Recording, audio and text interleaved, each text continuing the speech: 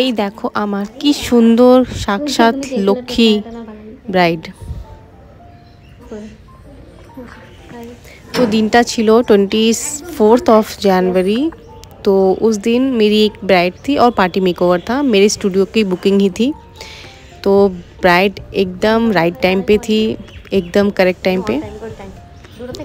तो मैं थोड़ा बांग्ला हिंदी मिक्स करके बोलूँगी।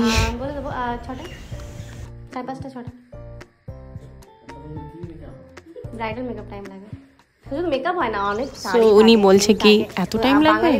ভাই ব্রাইডাল মেকআপ টাইম লাগে, কত কাজ থাকে, বাঙালিদের তো লাখো কাজ। হ্যাঁ আধা ঘন্টা আমি করিয়ে দেবো,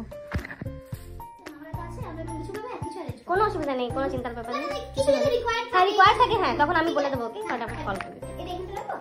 না আমাকে দাম ভালো লাগে, ঠিক আছে কোনো সেফ জোনে থাকবে, কোনো অসুবিধা।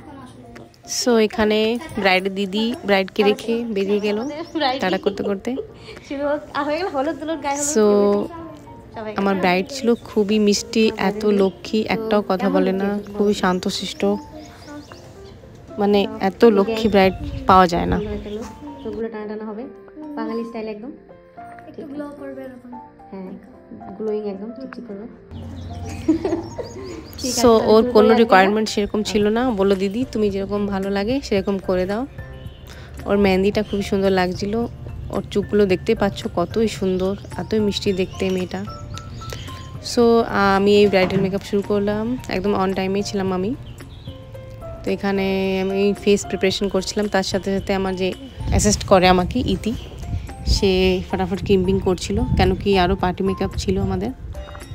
তো আমরা চাইছিলাম কি ফটাফট ব্রাইডকে রেডি করে বসিয়ে রাখি, তাহলে আমরা একটা টাইম পেয়ে যাব পিকচার্স নেওয়ার জন্য, কারণ পিকচার্স অনেক ম্যাটার করে। এতটা আমরা খাটাখাটনি করি, কাজ করি, তারপর পিকচার্স যদি ভালোই না আসে তাহলে কী লাভ হলো। সো তার মধ্যে আমার একটা পার্টি মেকআপের জন্য ব্রাইড চলে এসেছিলো, এ আমার আগের ব্রাইড, নভেম্বরে বিয়ে হয়েছিল সীতা, সবাই দেখেছো হয়তো আমার পেজে। তো ওকে ওর হেয়ার করা হচ্ছিলো, এখানে আমি ব্রাইডের হেয়ার করে নিচ্ছিলাম, ক্রিম্পিং হয়ে গেছিলো।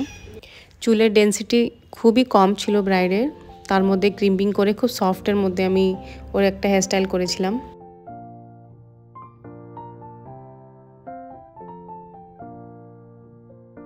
ব্রাইডের যে রিকোয়ারমেন্ট ছিল অনেকই সিম্পল ছিল, সামনে দিয়ে আমি ভাবলাম অনেকটা কম চুল, তো বেশি মানে লাইন্স আর হ্যানা তানা যদি করতে যাই তাহলে ভালো লাগবে না দেখতে।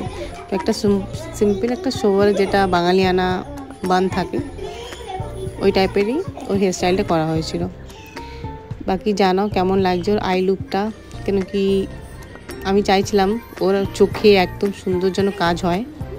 ওর চোখটা এতই সুন্দর ছিল কি আমি আমার ক্রিয়েটিভিটি না দেখিয়ে পারলাম না, আমার দেখাতেই হলো। তো চোখটা এতই ভালো লাগছিল। তো দেখতেই পাচ্ছ ওরই চয়েস ছিল এগুলো, ও টিকলি পছন্দ করে এনেছিল, ওর ফুলটা যেটা দেখছো মাথায় ওই পছন্দ করেছিল। তো আমাকে দেখিয়েছিল অবশ্যই কি কেমন দিদি এটা নেবো কিনা ওটা নেবো কিনা। তো কেন কি আমি আমার যারা যারা বুকিং করে আমাকে তাদেরকে প্রত্যেকটা ব্রাইডকে আমি ডিসকাস করি কেমন লুক হবে, কি যাবে, কি ভালো লাগবে, একটা ডেমো হয় তাদের, তার মধ্যে আমি ডিসাইড করি কি কানের ভালো লাগবে, কি টিকলি ভালো লাগবে, কি নাকের ভালো লাগবে, এভরিথিং ডিসাইড হয় ওখানে। তাহলে কি আমি মানে চাই কি যে ব্রাইডের যে ভালো দিনটা মানে ব্রাইডের যে দিনটা সেটা পারফেক্ট হোক।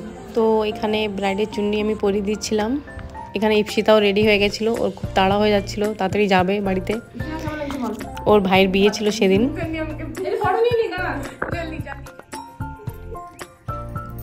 সো এখানে এখানে জুয়েলারি পরানো হচ্ছিল ব্রাইডকে, আর ওকে এতটাই শাখা পরিয়ে দিয়েছিল, আমরা এখানে 3টে শাখা পরা ছিল, আমরা বললাম না আর একটা খোল, পুরো হাতটা শাখা পলাই ভরে গেছিলো।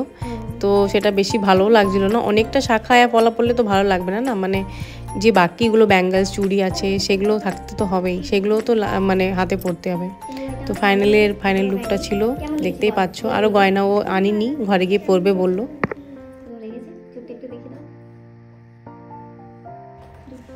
সো আমাকে সবাই জানাও কি ওর লুকটা কেমন লাগছে আর তোমাদের কেমন পছন্দ হয়েছে।